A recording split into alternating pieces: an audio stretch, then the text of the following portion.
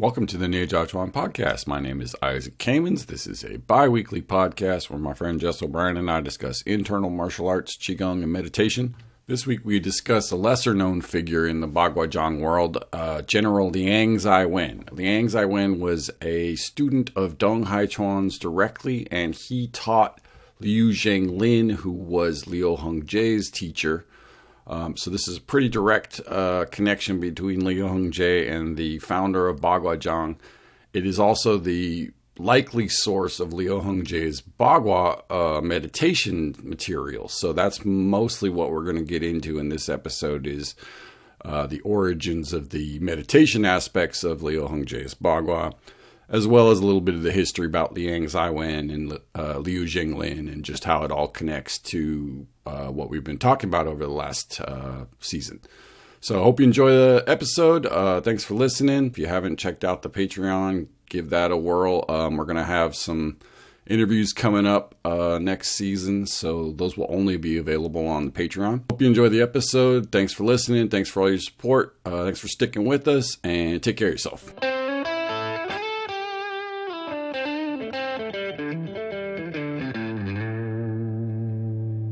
Welcome to the final episode of the second season of the Neijiaquan podcast. So when you and I first started training, we started learning, Kumar Francis's Bagua. And I think one thing we both noticed is it's different than most other styles. The palm changes don't match exactly with what anybody else does. Now, most Bagua people know their style doesn't look exactly like anyone else, but you can often find, cousin schools or sister schools. And when we looked at the set and talked to our seniors in the school, it's just something, the palms don't exactly match with what other people do. And you can see bits and pieces in all Bagua that are common.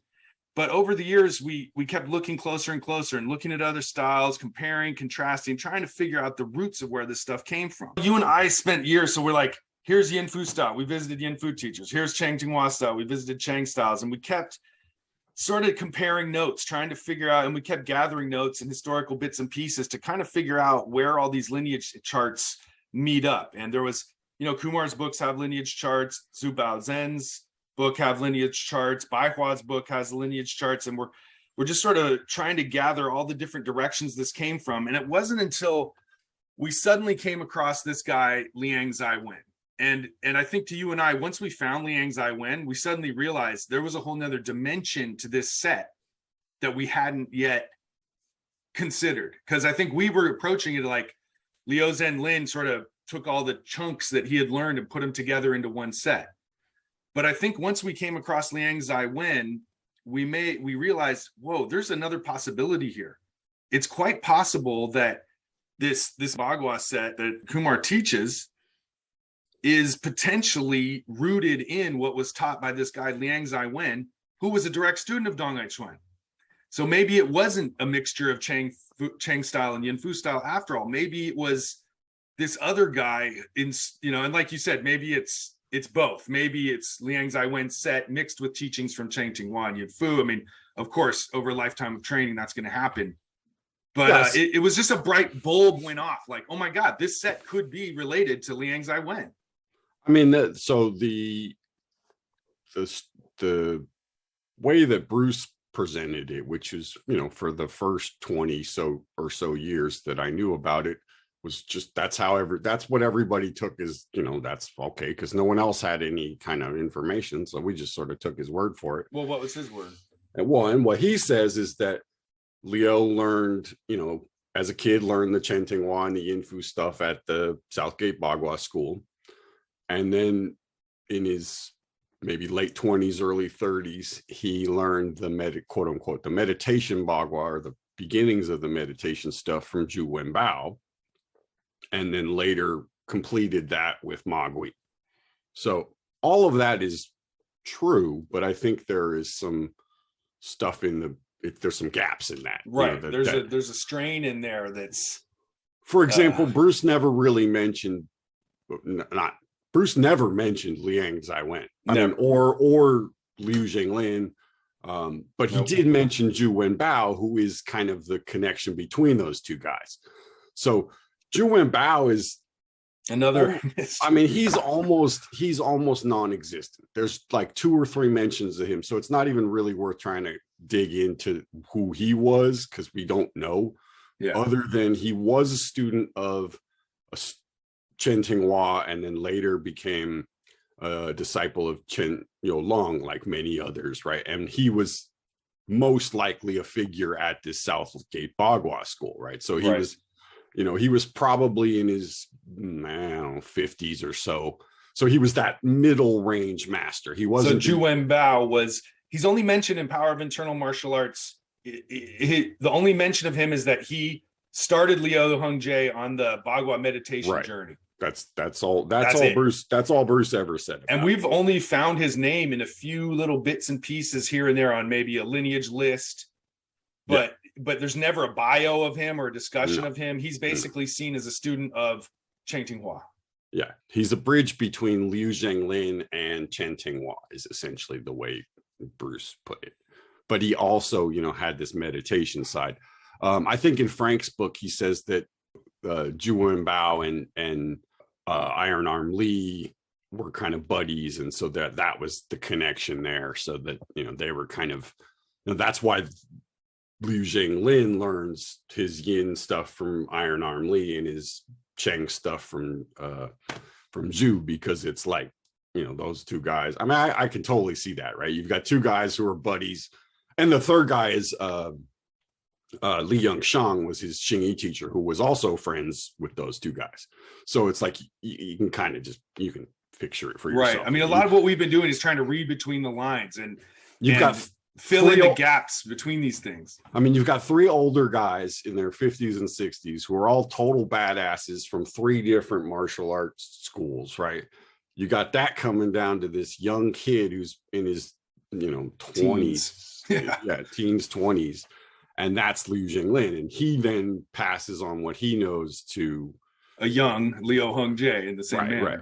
And my theory is that what Zhu Wenbao was to Liu Hongjie, Liang Zhai Wen was to Liu Zhenglin, right? So he the guy you went to learn meditation, essentially, right? That Liu Zhenglin had done his formal training with these other guys, and that's where he had learned, the core of his material. But then to go kind of deeper into the Qi meditation side of it, he was sent to go see this dude up in the mountains. And one of the stories is that he had gone to Mogui, because later he goes to Mogui, but he goes to Mogui, says, will you teach me? And Mogui's like, I don't think so.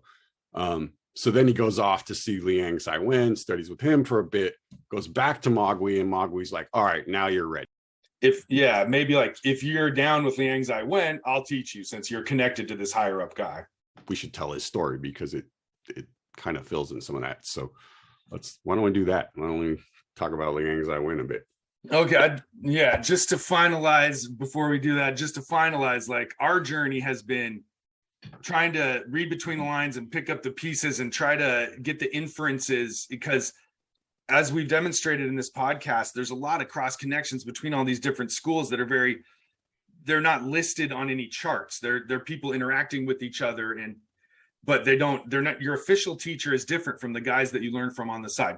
Common to our school, where I might learn from something from Craig Barnes or Lee Birkins that helps me understand what I learned from our common teacher, Bruce Francis. So, like, when there's a whole web of interactions that go into this, and this whole podcast has been about identifying all the different strands that all sort of mix together, that form the teachings that Liu Hongjie was exposed to, that came down to us.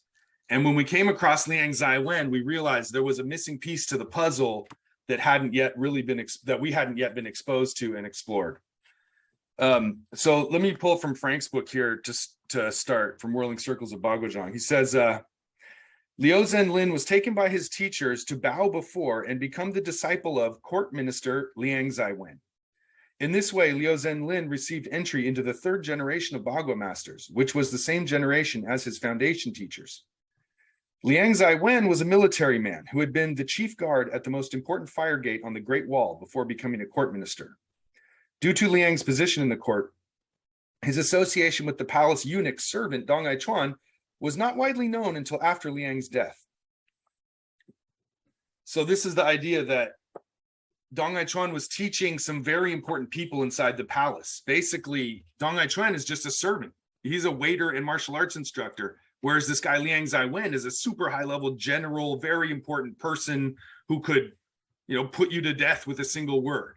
So Liang Zhai Wen is so important and such a big deal that he's not listed as a disciple of Dong Aichuan, because it'd be like the president, studying with a martial arts instructor. You can't put the president under the martial arts instructor.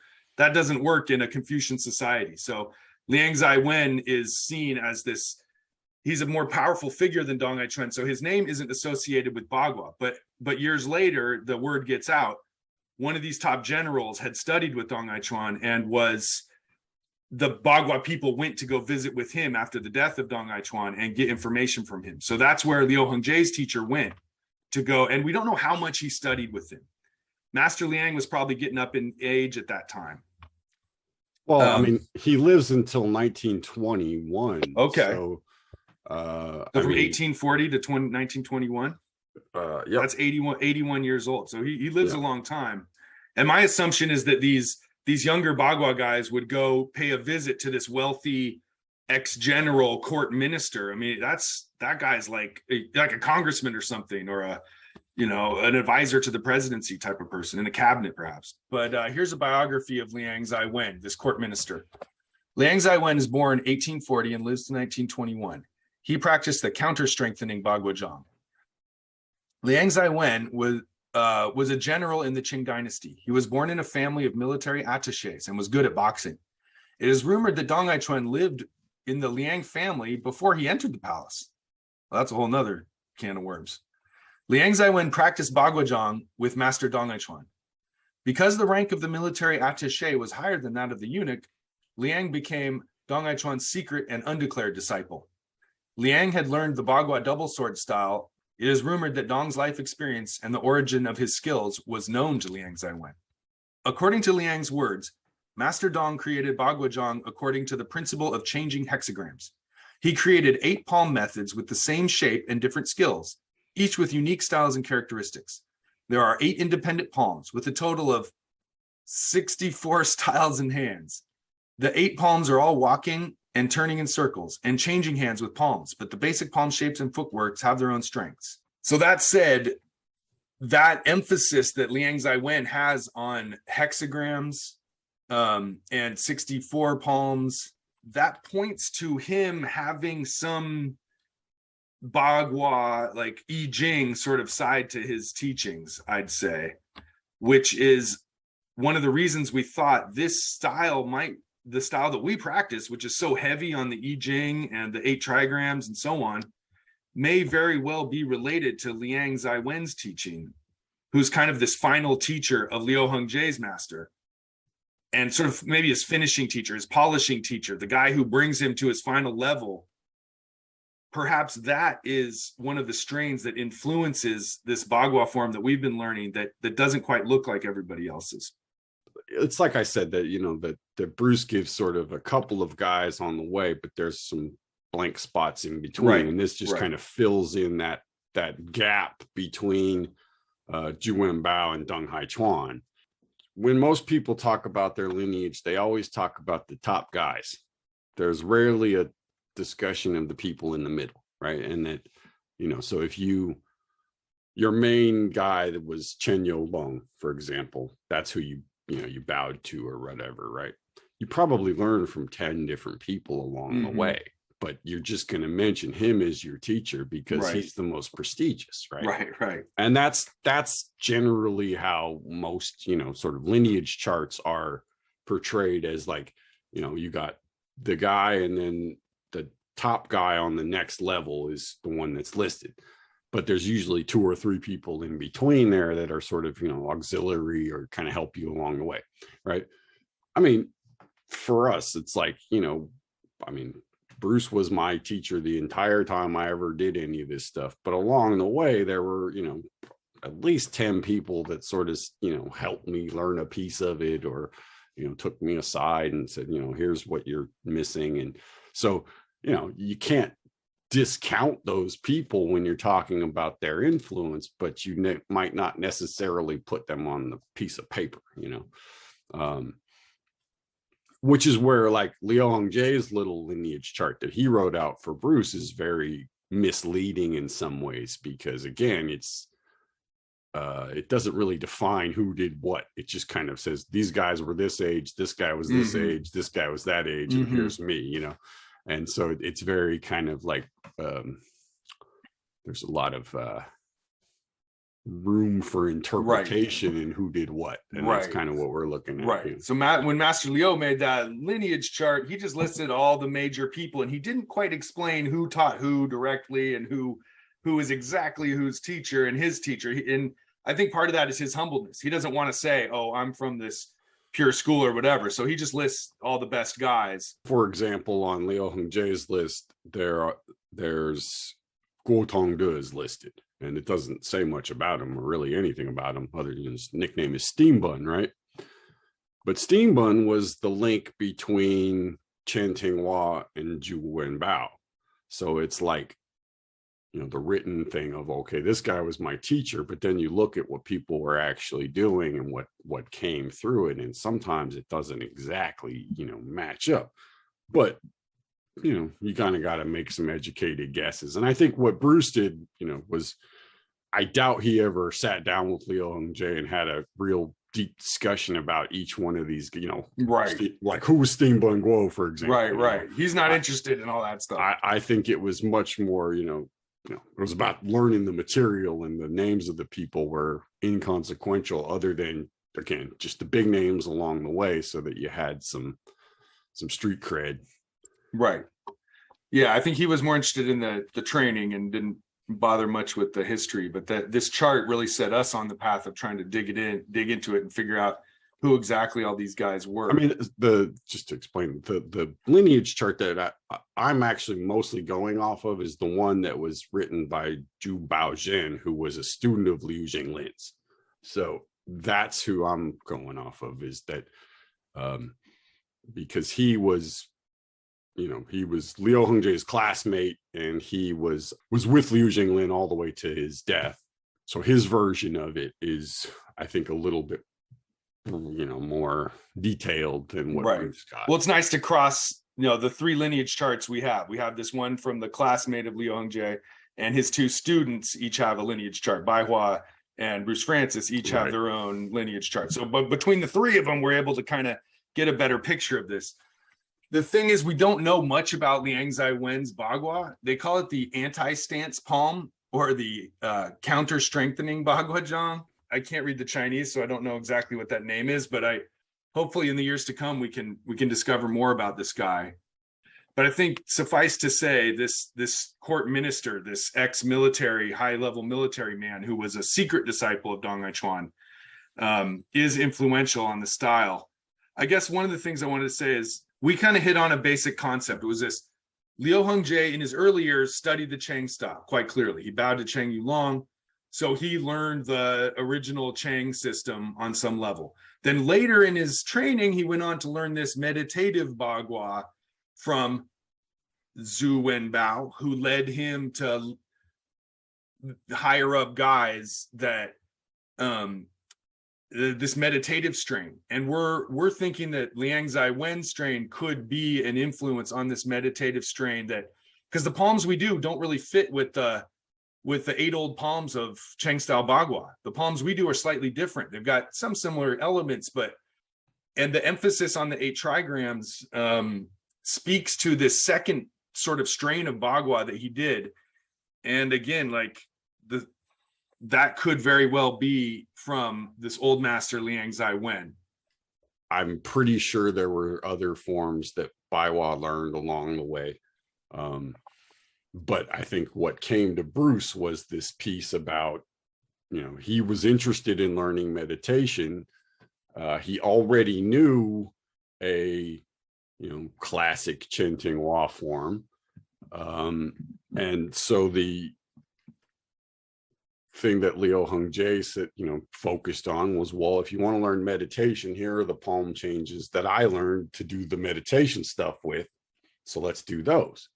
And I think that's probably the best, explanation for why Leo taught Bruce what he did. I mean, is that was right, the one that he had paired up with the meditator. Right. It was kind of Liu Hongji's final Bagua training from Zhu Wenbao was this meditative set and then Bruce showed up and was in the same position that Liu Hongji had been in. And so in a way, this set that Bruce teaches is the final piece of Liu Hongji's education that became the final piece of Bruce's education, which he then proceeded to teach since the 1980s and stick to this one form that is unique among the forms that we've come across.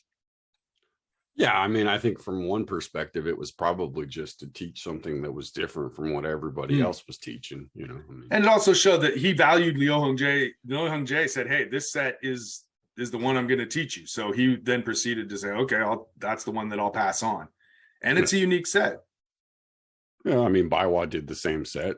True. So, I mean, I think outside of Baiwa and Bruce, I'm not sure anybody else, maybe Leo's kids, but there wasn't anybody else really out there teaching that particular set, because I doubt there were that many people that went to Liu Hongji and said, "I want to learn meditation Baiwa," right.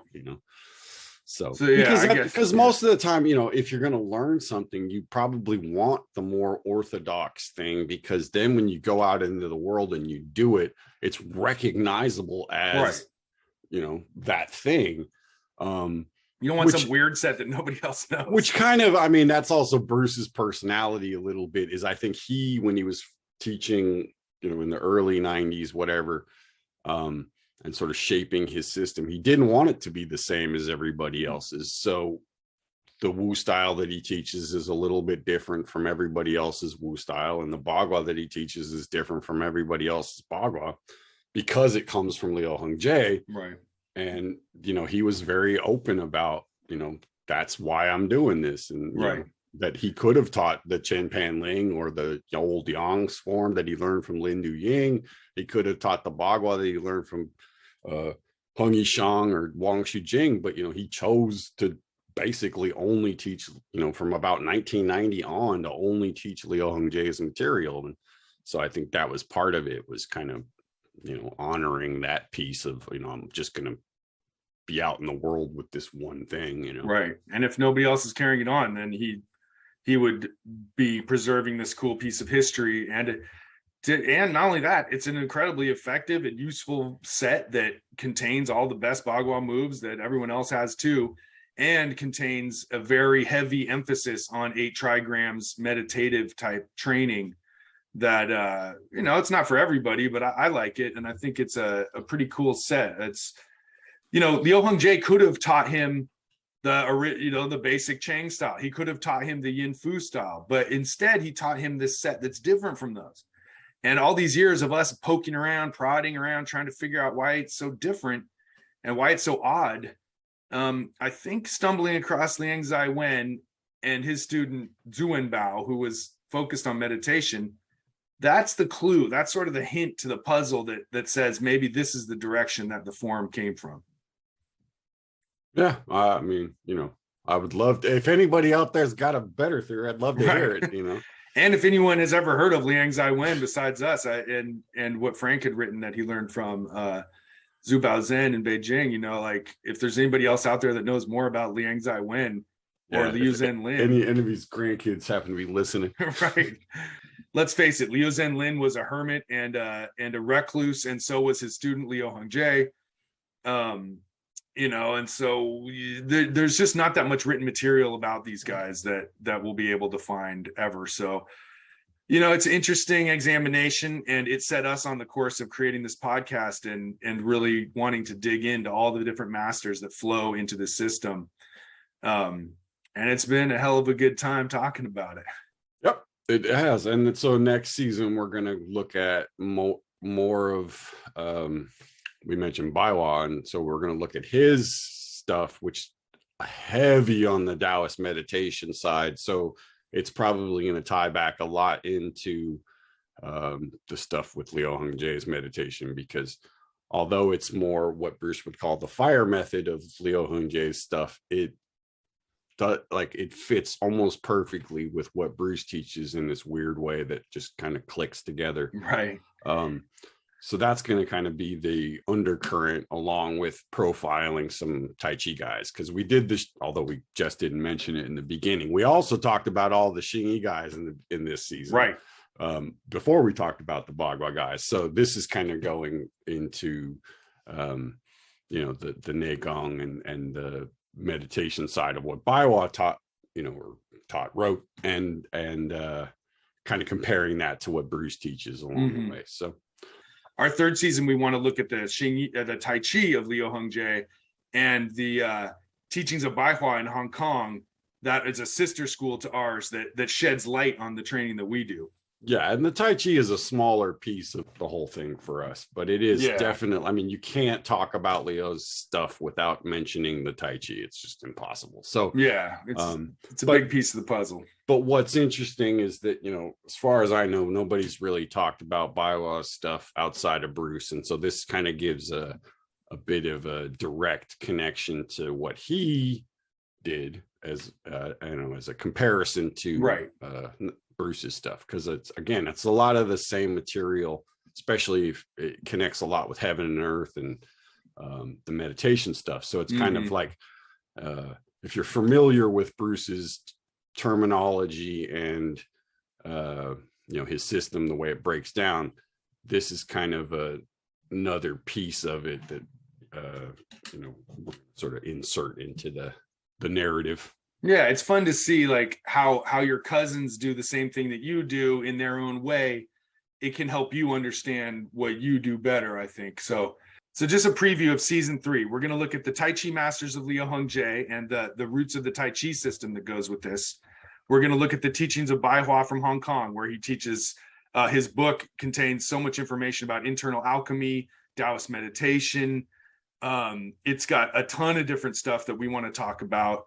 And we've got a series of interviews to present as well on the Patreon, including BK Francis himself, who took some time out of his teaching schedule to talk to us about the creation of his Qigong. And so that's going to be a lot of fun to talk about. All right, man. Well, looking forward to it. And thanks for everybody for listening. Hope you enjoyed season 2 and looking forward to season 3. Let's do it. Hey, folks. Thanks for listening. Hope you enjoyed the episode. Just a reminder, check out the Instagram for images to go along with the episodes. We also have a Patreon page and a Facebook page and all that stuff. So check it out. Thanks for listening. Take care of yourselves. And I hope you join us for season 3.